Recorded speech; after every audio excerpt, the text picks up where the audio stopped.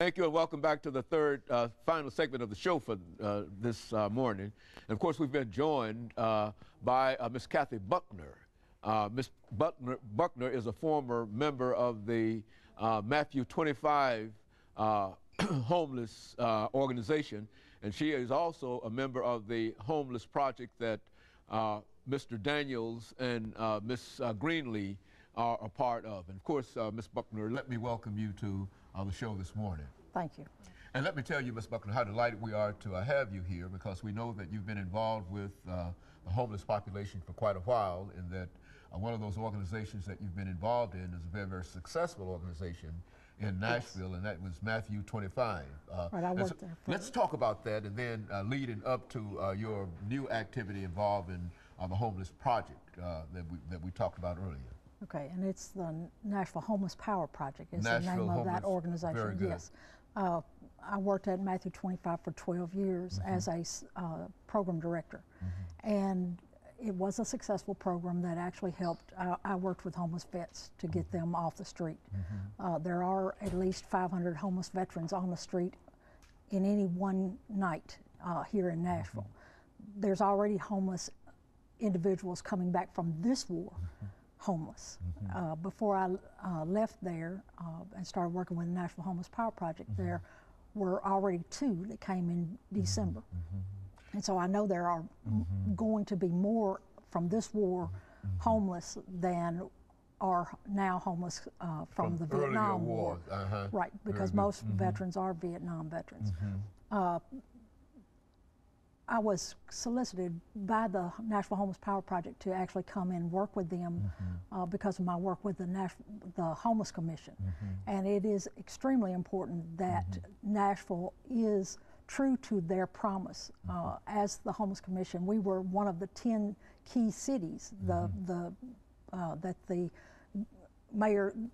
mayor's office set us up, because he was over that program, to be one of the key cities that actually had a program to end chronic homelessness in the next 10 years.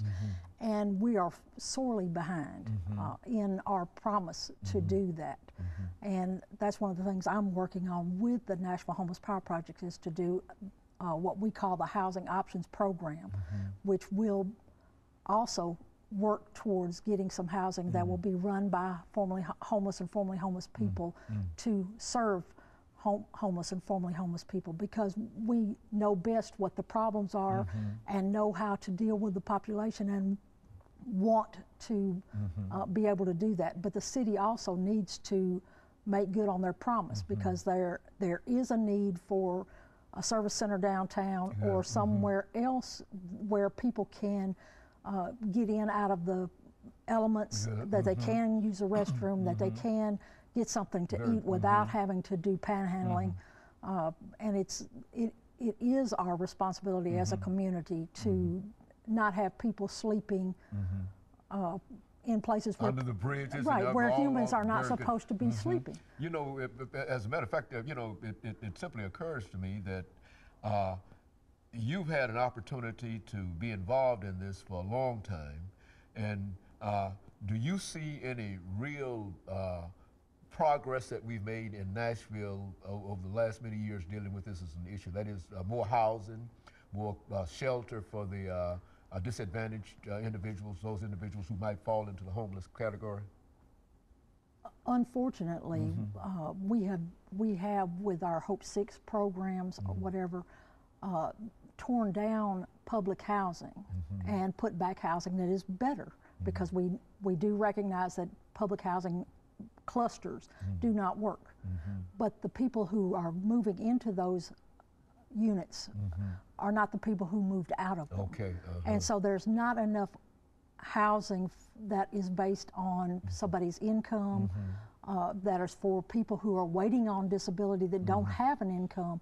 I mean, this city, this state actually takes... This country, yes ma'am, this country. We are the slowest, we're number 50th on the fact that it takes at least 18 months for when somebody has a heart attack or a stroke or something that physically happens to them before they could get disability.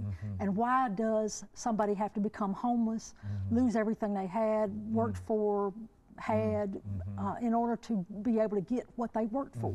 And that's how it happens a lot of the time in this country.